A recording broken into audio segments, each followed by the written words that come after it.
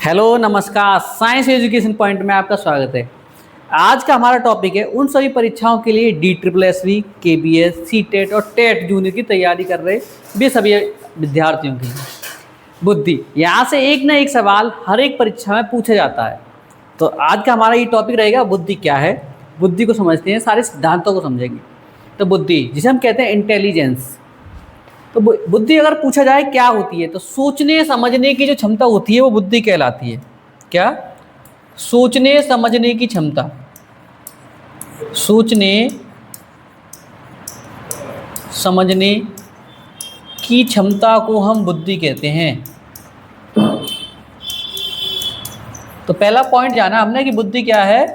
सोचने की समझने की जो क्षमता होती है उसे क्या कहते हैं? हम बुद्धि कहते हैं। तो सोचने समझने की क्षमता क्या कहलाती है? बुद्धि कहलाती है। अब कुछ अन्य वैज्ञानिक आए और बुद्धियों के बारे पर उन्होंने अपने अपने सिद्धांत दिए। तो स्टार्ट कर रहे हैं बुद्धि के प्रकार के बारे में। तो एक वैज्ञानिक हैं, दो वैज्ञानिक, जिनका नाम, एक का नाम है थॉर्नडाइक और एक का नाम है गैरेट। थॉर्नडाइक एक बहुत फेमस वैज्ञानिक हैं। थॉर्नडाइक के बारे में हम जानते हैं। तो थॉर्नडाइक और गैरेट ने बुद्धि के प्रकार में 3 बुद्धि के प्रकार बताए थे। कितने बताए हैं? 3 बुद्धि के प्रकार बताए हैं। लेकिन बुद्धि का मतलब ये नहीं केवल पढ़ाई करने से ही बुद्धि नहीं कहलाती है। बुद्धि के क्राइटेरिया बहुत सारे होते हैं। अगर मैं पढ़ाई में अगर अच्छा नहीं हूँ, इसका मतलब ये नहीं कि मेरी बुद्धि बेकार है। अगर कोई बच्चा खेलने में अच्छा नहीं है, इसका मतलब ये नहीं कि वो उसकी बुद्धि बेकार है। तो बुद्धि के क्षेत्र अलग अलग हो सकते हैं। जैसे कि डायग्राम द्वारा समझ सकते हैं कि मल्टीपल इंटेलिजेंट। तो बुद्धि की कोई बॉडी स्मार्ट में हो सकता है, कोई म्यूजिक में हो सकता है, कोई पिक्चर में, कोई सेल्फ स्मार्ट में, कोई नेचर में, कोई लॉजिक में, कोई पढ़ने में और कोई लोगों की कम्युनिकेशन करने में। तो बुद्धि अलग अलग तरीके से काम करती है, लेकिन डिपेंड करता है उसका जो एरिया है वो कौन सा है, उसका क्षेत्र कौन सा है। तो इसी प्रकार बुद्धि के अलग अलग सिद्धांत दिए और अलग अलग बुद्धि के प्रकार हैं, जरा समझते हैं। तो पहला पॉइंट है हमारा बुद्धि के प्रकार। कभी एग्जाम में पूछा जाए तो आपको यही याद रखना है। एक होती है अमूर्त बुद्धि और एक होती है मूर्त बुद्धि और एक होती है सामाजिक बुद्धि। तो बुद्धि 3 बताई। थॉर्नडाइक और गैरेट ने बुद्धि कितनी बताई है? 3 बताई है, अमूर्त, मूर्त और सामाजिक। अमूर्त बुद्धि का मतलब है पुस्तकीय ज्ञान होना। कौन सा? पुस्तकीय ज्ञान। केवल किताबी ज्ञान होने का मतलब होता है कि अमूर्त बुद्धि है उसकी। जो जिनके बुद्धि अमूर्त होती है उन्हें हम कहते हैं वो लेखक बनते हैं, कवि बनते हैं। जिनकी अमूर्त बुद्धि होती है वो लेखक जैसे और कवि बनते हैं। और जिनकी मूर्त बुद्धि होती है, कैसी? मूर्त बुद्धि, उन्हें हम कह सकते हैं, जिनकी मूर्त, जिसे हम कहते हैं यांत्रिक। जिसे हम कह सकते हैं यांत्रिक, जो कि मतलब टेक्निकल काम में आगे रहते हैं। तो मूर्त बुद्धि वाले जो लोग होते हैं वो कैसे होते हैं? टेक्निकल काम। तो ऐसे लोग बनते हैं क्या? जिसे हम कहते हैं आर्किटेक्ट, जो कि मकान वगैरह या किसी के नक्शे वगैरह बनाए जाते हैं उन्हें हम आर्किटेक्ट कहते हैं। तो ऐसे लोग जिनकी यांत्रिकीय बुद्धि होती है उन्हें हम क्या कहते हैं? आर्किटेक्ट, या फिर जो कि टेक्निकल काम में आगे होते हैं, किसी भी चीज़ के स्पेशलिस्ट होना, वो मूर्त बुद्धि के अंदर आता है। एक होती है हमारे पास सामाजिक बुद्धि। जिनकी सामाजिक बुद्धि होती है वो व्यक्ति हमेशा क्या बनते हैं? मोदी जैसे लोग बनते हैं और कहलाते हैं वो नेता। तो जैसे कि प्रकार हमारे मोदी जी हैं, मोदी जी का तो क्या ही कहें हम कि मोदी है तो मुमकिन है। तो मोदी है, मुमकिन है, तभी हम यहाँ काम कर रहे हैं। मोदी है तो मुमकिन है। तो मोदी ने तो पता नहीं क्या क्या किया है। तो अमूर्त बुद्धि, पुस्तकीय बुद्धि, जो जिससे लेखक और कवि बनते हैं। मूर्त बुद्धि में यांत्रिक लोग आते हैं, जैसे टेक्निकल काम में जो आगे रहते हैं उन्हें हम जैसे आर्किटेक्ट और बड़े बड़े इंजीनियर बनते हैं। सामाजिक बुद्धि में बड़े बड़े नेता बनते हैं। एग्जाम्पल आप समझ सकते हैं कि जो बायोलॉजिकल हैं वो यहाँ भगवान से पैदा हुए हैं, जैसे कि मोदी साहब पता नहीं कहाँ कहाँ से नई नई बात करते हैं। अब हम आगे चलते हैं। तो हमने पहले जाना कि थॉर्नडाइक के अनुसार कि बुद्धि कितने प्रकार की होती है? 3 प्रकार की, अमूर्त, मूर्त और सामाजिक बुद्धि। अब हम जान रहे हैं कैटल और हॉर्न के अनुसार बुद्धि। किसके अनुसार? कैटल के अनुसार और हॉर्न के अनुसार। याद कैसे कर सकते हैं? कैटल का मतलब इधर बिल्ली के सींग हैं, तो हॉर्न माने कहें तो सींग होते हैं। तो कैटल व हॉर्न के अनुसार बुद्धि 2 प्रकार की होती है, एक तरल बुद्धि और एक ठोस बुद्धि। तरल बुद्धि कहने का मतलब है कि जन्मजात बुद्धि होती है। कैसी है ये? जन्मजात बुद्धि, जन्मजात। बच्चा जब पैदा होता है तो उसके बाद जो बुद्धि होती है, जो जन्मजात, उसे हम तरल बुद्धि कहते हैं। उसके बाद धीमे धीमे वो समाज में आएगा और सीखेगा, तो भारी ज्ञान से जो बुद्धि आएगी उसके पास, कहें तो सामाजिक बुद्धि, तो सामाजिक बुद्धि को कह सकते हैं हम बाह्य ज्ञान से।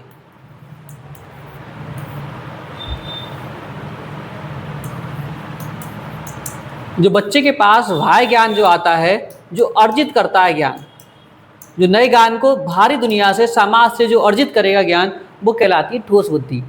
तो कैटल व हॉर्न के अनुसार बुद्धि कितने प्रकार की? दो प्रकार की बुद्धि होती है, एक तरल बुद्धि और एक ठोस बुद्धि। तरल बुद्धि कैसी होती है? जन्मजात होती है। ठोस बुद्धि कैसी होती है? बाह्य ज्ञान से जो अर्जित की जाती है उसे हम ठोस बुद्धि कहते हैं। तो अब तक हमने जाना कि दो तरीके से, दो वैज्ञानिकों के नाम, कैटल व हॉर्न के अनुसार और उधर थॉर्नडाइक व गैरेट के अनुसार बुद्धि 3 प्रकार की थी, कैटल व हॉर्न के अनुसार बुद्धि 2 प्रकार की। अब हम चलते हैं बुद्धि के सिद्धांत के ऊपर। हमारा अगला पॉइंट है बुद्धि के सिद्धांत। ये वेरी वेरी इंपॉर्टेंट पॉइंट है जो एग्जाम में पूछा जाता है। बुद्धि के सिद्धांत। बुद्धि के सिद्धांत के लिए अलग अलग वैज्ञानिक आए और उन्होंने अपने अलग अलग सिद्धांत दिए। और बुद्धि के सिद्धांत की बात करें, जिनके फादर कहे जाते हैं, हम कहते हैं विनय साहब। तो विनय ने क्या है? बुद्धि के सिद्धांत दिए। तो पहला जो सिद्धांत है हमारा, एक तत्व का सिद्धांत। एक तत्व का सिद्धांत।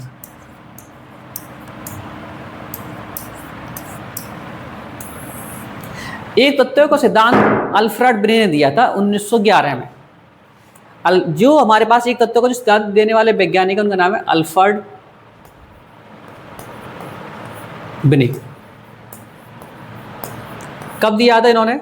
1911 में, 1911 में ये सिद्धांत दिया था इन्होंने। इस बुद्धि को, एक तत्व के जो सिद्धांत था, इस बुद्धि को कहा जाता है, एक जो सिद्धांत दिए जाए एक तत्व का दिया है, निरुकुंसवाद का सिद्धांत। निरुकुंसवाद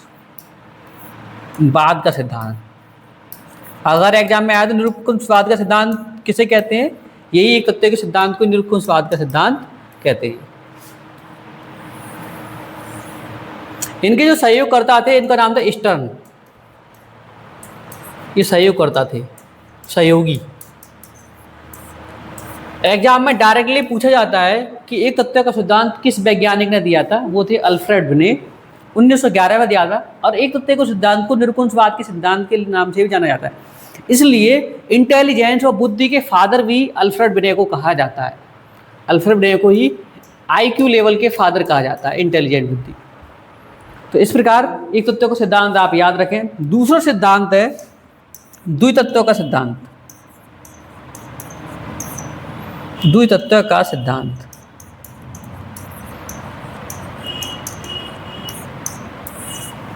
द्वितत्व का सिद्धांत एक वैज्ञानिक हुआ करते जिनका नाम था स्पीयरमैन। एक तत्व का सिद्धांत आया बाद में, लेकिन एक खोज द्वितत्व के सिद्धांत की पहले हो गई थी। ये स्पीयरमैन ने दिया था।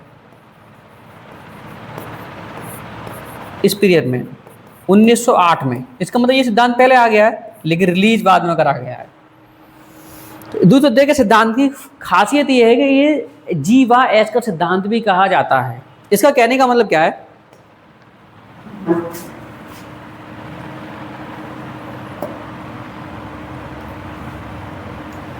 स्पीयरमैन का जो द्वितत्व का सिद्धांत है, इसे हम G व S का सिद्धांत भी कहते हैं, या S व G का सिद्धांत। अगर एग्जाम में आता है S व G का सिद्धांत किसे कहते हैं? स्पीयरमैन के सिद्धांत द्वितत्व का सिद्धांत को कहते हैं, S व G का सिद्धांत।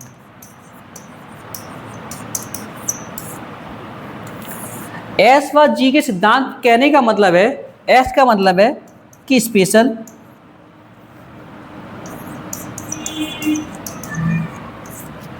और G का मतलब है जनरल।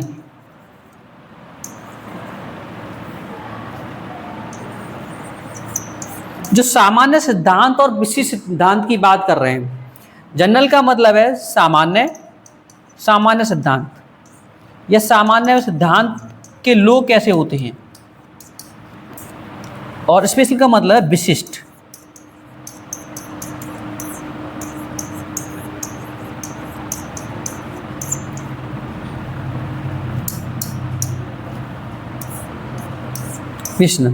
सामान्य S व G का सिद्धांत किसने दिया? स्पीयरमैन ने दिया, जिसे हम द्वितत्व का सिद्धांत के नाम से जानते हैं। ये पेपर में कई बार आया हुआ सिद्धांत है। विशिष्ट सिद्धांत के अंदर जो बच्चा होता है,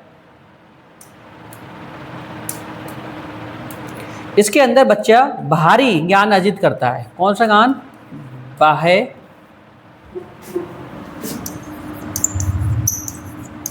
बाह्य ज्ञान अर्जित करता है।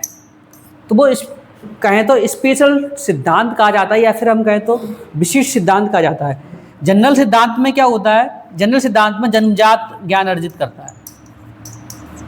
जो ज्ञान उसके पास जन्मजात होता है वो जनरल सिद्धांत कहलाता है, और जो उसके पास बाहर से ज्ञान एकत्रित, जिस प्रकार तरल और ठोस बुद्धि थी उसी प्रकार ये सिद्धांत कहलाते हैं विशिष्ट सिद्धांत। तो जन्मजात और बाह्य ज्ञान। तो पहला हमने जाना कि एक तत्व का सिद्धांत किसने दिया है? अल्फ्रेड ब्रेने ने दिया है। याद रखें, इन्हीं को आईक्यू के फादर कहे जाते हैं।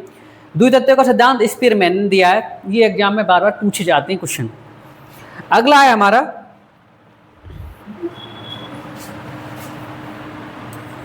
तीसरा, बहुकारक का सिद्धांत, बहुतत्व का सिद्धांत कह सकते हैं हम।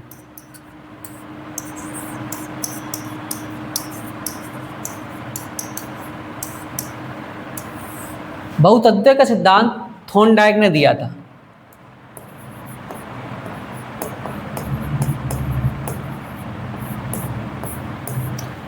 इसे सिद्धांत को हम बहुतत्व के सिद्धांत को बालू का सिद्धांत,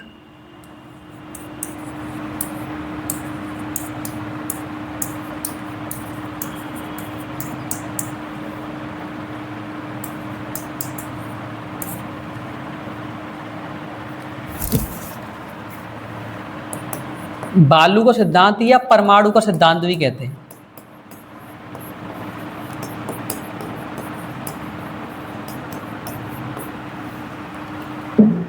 तो अगर पूछा जाए एग्जाम में कि बहुतत्व का सिद्धांत किसने दिया है? थॉर्नडाइक ने दिया है, जिसे हम बालू का सिद्धांत या फिर परमाणु का सिद्धांत कहते हैं। इसके नाम बदल के भी सिद्धांत पूछा जा सकता है एग्जाम में कि बहुतत्व का सिद्धांत किसके द्वारा दिया गया था? थॉर्नडाइक के द्वारा। अगला हमारा चौथा सिद्धांत है समूह तत्व का सिद्धांत या समूह कारक का सिद्धांत।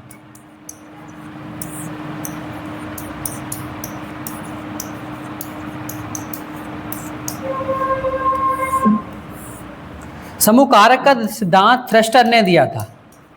किसने दिया था? थ्रस्टर ने दिया था 1938 में।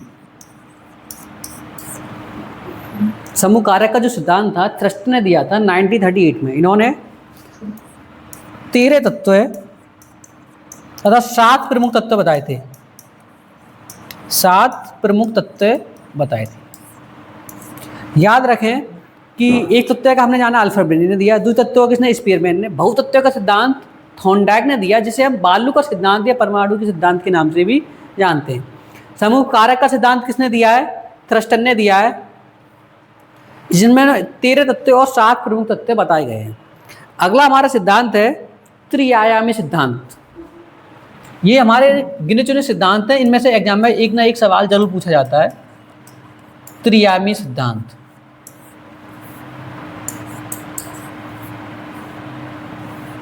त्रिआयामी सिद्धांत।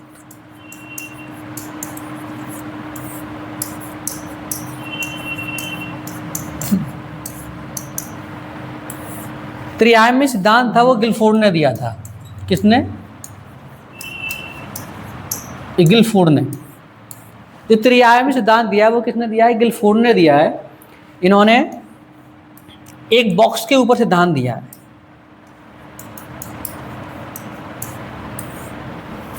इस बॉक्स के अंदर उन्होंने अलग अलग कोष बताए हैं।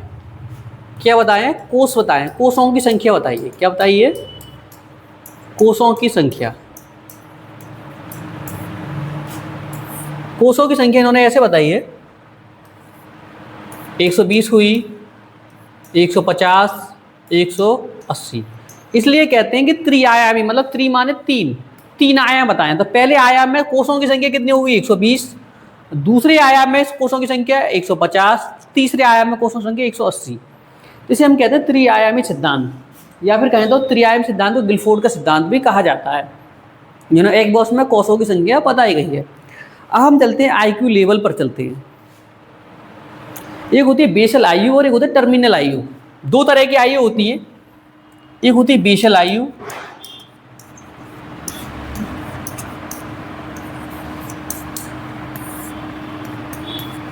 एक होती है टर्मिनल आयु।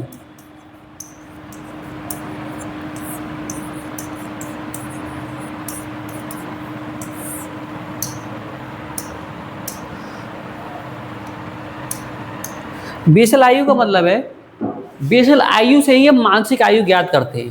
पहली पॉइंट ये याद रखना है हमें कि बेसल आयु के द्वारा ही हम मानसिक आयु का पता करते हैं।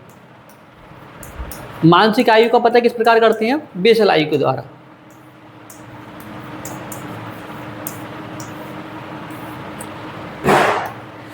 जिस उम्र का बालक सभी प्रश्नों को हल कर लेता है उसे हम बेसल आयु कहते हैं, कि सभी प्रश्नों को हल कर लेता है अपनी आयु के अनुसार।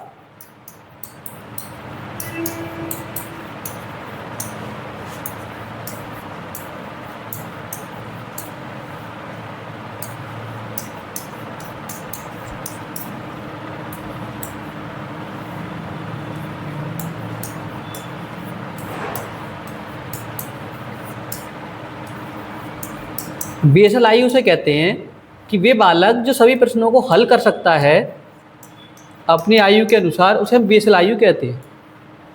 और टर्मिनल आयु क्या है? जो सभी प्रश्नों को हल नहीं कर पाता है, सभी प्रश्नों को हल नहीं कर पाता है। ये डिपेंड करता है उसके आयु के अनुसार, उसके लेवल के अनुसार। ये सब किसके अकॉर्डिंग बात की जाती है? आयु के अनुसार।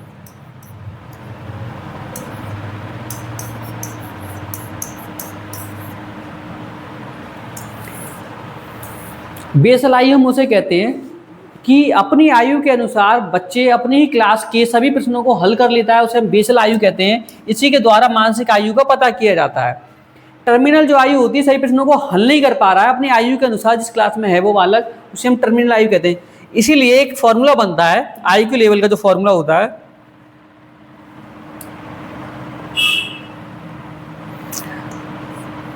आईक्यू बराबर मानसिक आयु बटे वास्तविक आयु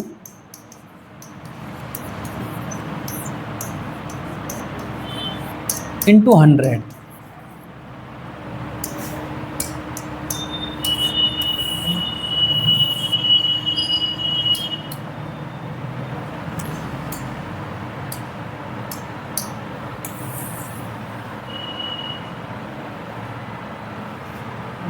तो ये फॉर्मूला होता है आईक्यू का कि मानसिक आयु बट्टे वास्तविक आयु गुणा 100। मानसिक आयु बेसल आयु के अकॉर्डिंग ही निकाली जाती है। जो मानसिक आयु होती है, मानसिक जो आयु है वो बेसल आयु के अकॉर्डिंग ही ज्ञात की जाती है, जिससे क्या है बालक जान पाता है कि उसका आईक्यू लेवल स्तर कितना होता है। जो भी 120 प्लस के आयु के कुछ आईक्यू लेवल यूँ होते हैं। सामान्य मनुष्य के जो आईक्यू लेवल होता है सामान्य, वो 90 से लेकर 110 115 तक होता है। सामान्य मनुष्य का जो आईक्यू लेवल होता है वो 90 से 110। अगर इससे नीचे जाएंगे तो वो थोड़े और लेवल के जाएंगे। और जो हाई जो होता है, विशिष्ट बच्चे होते हैं, स्पेशल जो बच्चे होते हैं, उनका आईक्यू लेवल 120 प्लस होता है। तो हमारा जो आईक्यू लेवल होता है वो 90 और 110 के, मतलब कि सामान्य मनुष्य का आईक्यू लेवल इतना होता है। तो ये फॉर्मूला होता है आईक्यू निकालने का, मानसिक आयु बट्टे वास्तविक आयु इंटू 100। अब मानसिक की आयु निकालते कैसे? बेसल आयु के अकॉर्डिंग कि उस क्लास का बच्चा कि ज्ञात कर पा रहा है कि नहीं, उस सवाल को सॉल्व कर पा रहा है कि नहीं। तो जिस क्लास में, अगर सेकंड क्लास का बालक सेकंड क्लास के सवाल सॉल्व कर पा रहा है तो उसकी बेसल आयु कहलाएगी। अगर सेकंड क्लास के बालक सेकंड क्लास के सवाल नहीं कर पा रहा है, उसे पढ़ाया गया है, तो उसे हम क्या कहेंगे? टर्मिनल आयु। तो इस प्रकार हम आयु संबंधी सवालों को हल कर सकते हैं। तो ये थे हमारे कुछ पॉइंट कि हमने जाना कि त्रिआयामी सिद्धांत किसने दिया है। बहुतत्व का सिद्धांत, समूह कारक का सिद्धांत, एक तत्व का सिद्धांत, द्वितत्व का सिद्धांत, बुद्धि के सिद्धांत। अब हम फिर मिलेंगे अपनी अगली वीडियो में। नमस्कार।